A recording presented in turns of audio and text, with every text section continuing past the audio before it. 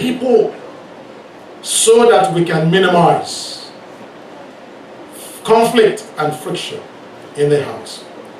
Sometimes we confuse facts with our interpretation of facts.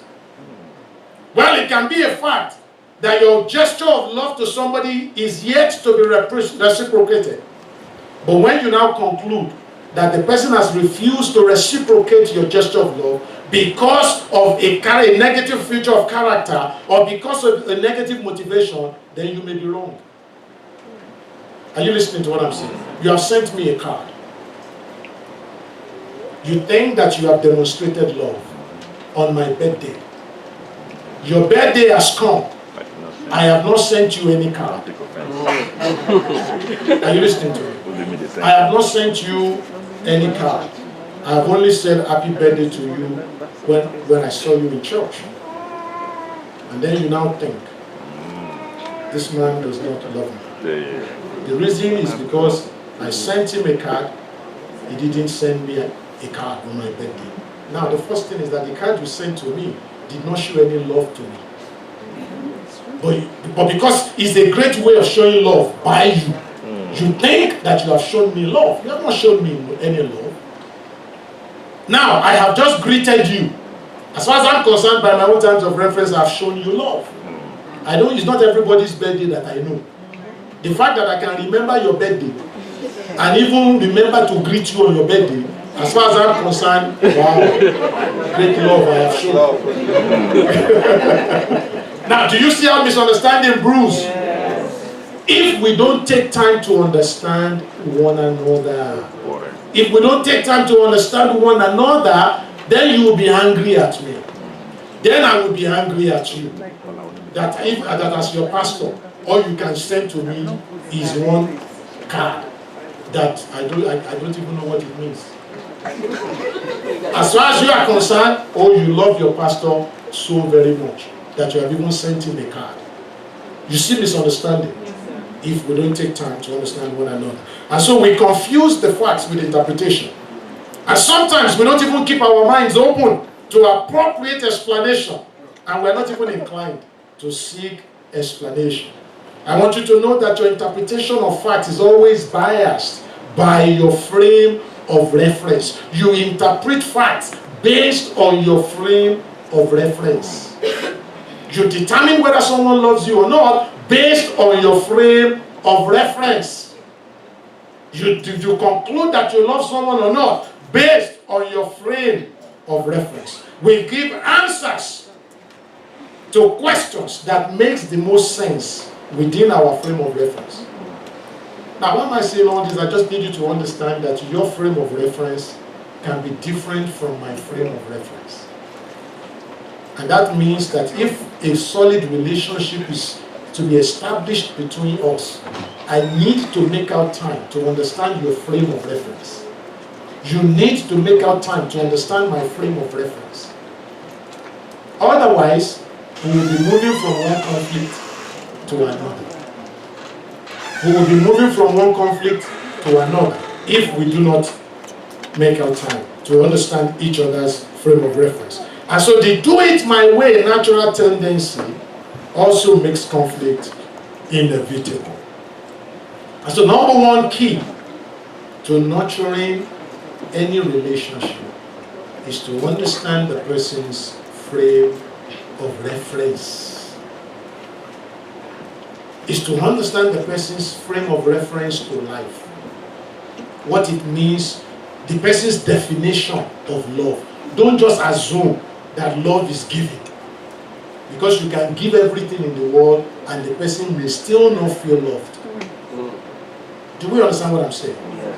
You can give everything that you can lay your hands on and the person will still not feel loved. You need to understand what is your husband's definition of love.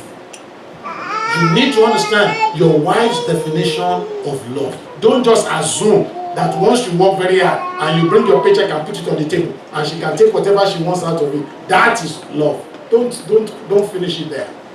Because that may not just be a definition of love. A definition of love may just be, I will all the time ability to converse with you. She just want to just engage you. You know, some women, it may just be communication, just engaging you.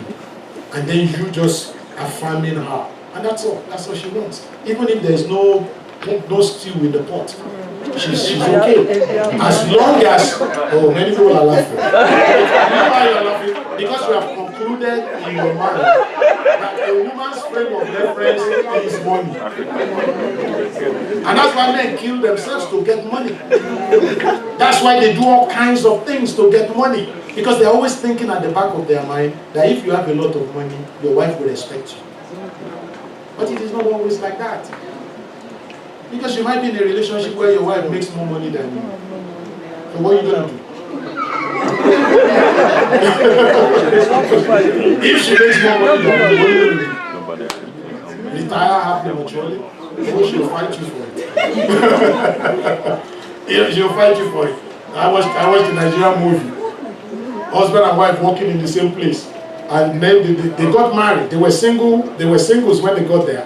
But they just fell in love, they got married there. And then the MD called them and said, listen, husband and wife can't work here. One has to go. And the wife is earning more money than the man. And then the man said, I'm the man. I have to provide for the house. So even though you make more money here, because I'm the man, you have to go. And the woman said, bring people and bend. Let's look at our output, our outgoings, our income. Let's do a little bit of budgeting here. I don't mind to quit my job, but let's make sure that the account balances. And the account will not balance. If account is not going to balance, then you are the one that... Do you understand what I'm saying? It's just understanding. Understanding is crucial. And that's why Solomon said in Proverbs chapter 4 verse 7, that understanding, that we must get understanding. Understanding will exalt us. Understanding will promote us. Understanding will bring honor to us. Understanding will place grace upon our lives. And understanding will put on your head a crown of glory. And lack of understanding will lead to failure in any endeavor. Will lead to failure in any endeavor. Praise the Lord. And so key number one is understanding. Particularly where we have cultural differences. Apart from culture, even we have individual differences. I've just spoken about individual differences. My wife and I were Yorubas. And we have profound individual differences. Now imagine where there are individual differences and then you have cultural differences. And then you have cultural differences. Oh, you need to go to a school of understanding. Because you see, when you see a Yoruba person will interpret a situation based on the Yoruba culture. That's how we were brought up. That's how we were brought up to see things. That's how we assess things. That's how we see things. If a Yoruba person comes and he says good morning to you, he's watching you. If you roll your eyes somehow, she understands more than you have said. He or she knows more than you have said. Much more than you have said. Much more. Our understanding of body language, oh my goodness, is to the extreme. That was a story that I heard. I think it was told in Maryland. This man said that husband and wife, they were going to greet the wife's relation. And in the car, the man said he was hungry. The lady said, don't worry, when we get to my brother's house, I'll cook for you. And then we'll eat. So they got there, the guy sat in the living room. The lady went into the kitchen. And suddenly she said, oh, let me ask him what I should prepare for him to eat. So she was coming out of the kitchen into the living room and she asked, Oni, what will you like to eat? There was a fly that was disturbing Oni, and so Oni was like, he said he doesn't want to eat anymore. She went into the kitchen, prepared food for herself, and ate, and the man was fuming. Prepared her own food, sat at the table, and was eating. Finished the food, they played, they had fun. This man was at his wit's end. When they were going home, they got into the car. Just as they drove off and the brother wasn't looking, he started the battle. I told you I was hungry.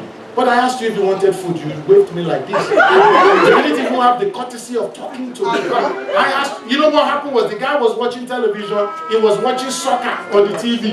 So he was focused and absorbed in the soccer game that the one was speaking to him, he wasn't hearing anything. And about the same time, a fly was disturbing him and he was like, you don't get away from my phone.